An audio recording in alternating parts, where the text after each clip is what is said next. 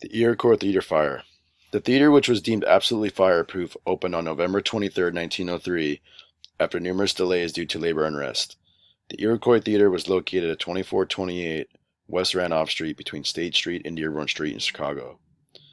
The group that funded the construction of the theater strategically placed the theater in a part of the neighborhood with the Loop shopping district, hoping to attract young women in town. The shopping district also had a police station nearby that regularly patrolled the area. The Iroquois had a capacity of 1,602 people with three audience levels.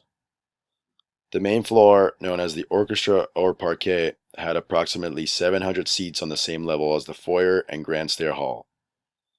The second level, the dress circle or first balcony, had more than 400 seats. The third level, the gallery, had about 500 seats. There were four boxes on the first level, and two above the theater had only one entrance.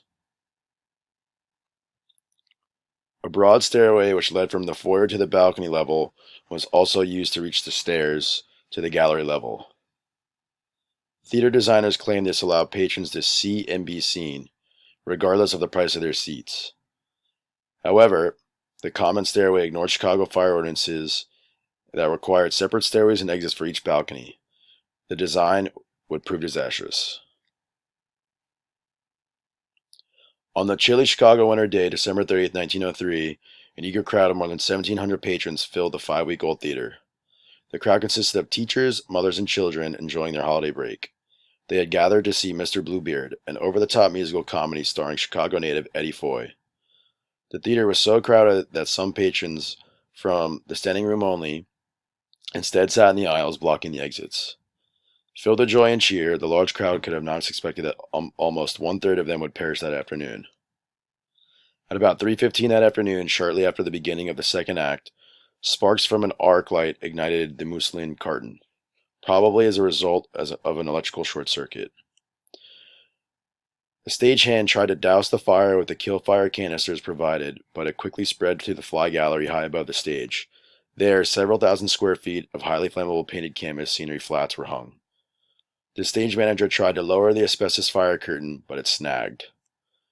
Early reports state that it was stopped by the trolley wire that carried one of the acrobats over the stage, but later investigations showed that the curtain had been blocked by a light reflector which stuck out under the proscenium arch. A chemist later tested part of the curtain, stated that it was mainly wood pulp mixed with asbestos and would have been of no value in the fire. It was soon apparent that the fire could not be contained, and many of the patrons on all levels quickly attempted to flee the theater. People exiting the gallery encountered a crowd leaving the balcony level, and people descending from the upper levels met the orchestra level patrons in the foyer. Most of the fire exits could not have been opened due to an unfamiliar lock. The patrons panicked, crushing or trampling others in desperate attempt to escape from the fire. Many were killed while trapped in dead ends or while trying to open what looked like doors with windows in them but were actually only windows. The dancers on stage were also forced to flee. Along with performers backstage and in the numerous dressing rooms, several performers and stagehands facilitated an escape through the building's main rear exit, which consisted of an unusually large set of stock double doors. When they were opened, an icy wind blast rushed inside, fueling the flames with unspent oxygen and causing the fire to grow substantially larger. Many escaped from the burning theater through the coal hatch and through windows in the dressing rooms, and others tried to escape via the west stage door, which opened inwards and became jammed as actors pressed toward the door frantically trying to get out. By chance, a passing railroad agent saw the crowd pressing against the doors and unfastened the hinges from the outside using tools that he normally carried with him, allowing the actors and stagehands to escape. Someone else opened the massive double freight doors in the north wall, normally used for scenery, allowing a cyclonic blast of cold air to rush into the building and create an enormous fireball. As the vents above the stage were nailed or wired shut, the fireball instead traveled outwards, ducking under the stuck asbestos curtain and streaking toward the vent behind the dress circle and gallery 50 feet away. The hot gases and flames passed over the heads of those in the orchestra seats and incinerated everything flammable in the gallery and dress circle levels in its path, including patrons still trapped.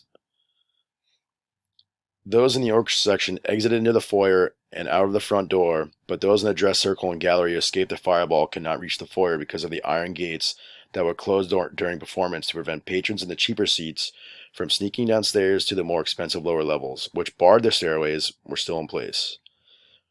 The largest death hole was at the base of these stairways, where hundreds of people were trampled, crushed, or asphyxiated. Patrons were able to escape via the emergency exits on the north side, found themselves on unfinished fire escapes.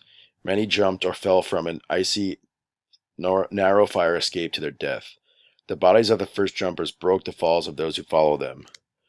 Students from the Northwestern University building north of the theater tried bridging the gap with a ladder and then some boards between the rooftops, saving those few able to manage the makeshift crossover. The Iroquois had no fire alarm box or telephone. The Chicago Fire Department's Engine 13 was alerted to the fire by a stagehand who had been ordered to run from the burning theater to the nearest firehouse. On the way to the scene at approximately 3:33 p.m., a member of Engine 13 activated an alarm box to call additional units. Initial efforts focused on the people trapped on the fire escapes. The alley to the north of the theater, known as the Couch Place, was icy, narrow, and full of smoke. Aerial ladders could not use the alley, as black nets concealed by the smoke proved useless. The Chicago Police Department became involved when an officer patrolling the theater district saw people emerge from the building in a panic, some with clothing on fire. He called in from a police box on Randolph Street, and police, summoned by whistle, soon converged on the scene to control traffic and aid with evacuation. After the fire, it was alleged that the fire inspectors had been bribed with free tickets to overlook code violations. Days later, the Chicago Tribune ran a list of regulations that had been flouted by the Iroquois, including the lack of adequate fire alarms, automatic sprinklers, marked exits, or suitable fire extinguishing devices. Apparently, the theater had been visited by officials prior to opening. A Chicago Fire Department captain who made an unofficial tour of the theater noted that there were no sprinklers, alarms, telephones, or water connections. The on-site fire extinguishers were a dry chemical extinguisher used in residential homes. The captain pointed out the deficiencies to the theater's fire warden, but was told that nothing could be done, as the fire warden would simply be dismissed if he brought the matter up with the syndicate of owners. When the captain reported the matter to his commanding officer, he was again told that nothing could be done, as the theater already had a fire warden. Also, an editor of Fireproof magazine toured the building during the construction and noted the absence of any intake or stage draft shaft. There was also exposed reinforcement of the proscenium arch, and there was presence of wood trim on everything and the inadequate provision of exits. The Iroquois theater disaster killed hundreds and changed fire safety forever. The tragedy would be a wake-up call to the city, but the nation, not only the city but the nation, and lead to reforms in the way public spaces took responsibility for the safety of their patrons. It was the deadliest theater fire and the deadliest single building fire in the United States history, resulting in at least 602 deaths. The Iroquois fire prompted widespread implementation of the panic bar, first invented in the United Kingdom following the Victoria Hall disaster. Panic exit devices are now required by building codes for high occupancy spaces and were mass manufactured in the U.S., followed by the fire at the Von Duprin Company, now part of the Legion. A second result of the fire was the requirement that an asbestos fire curtain or sheet metal screen be raised before each performance and lowered afterwards to separate the audience from the stage. The third result was that all doors in public buildings must be open in the direction of egress, but that practice not become national until the Collinwood school fire of 1908.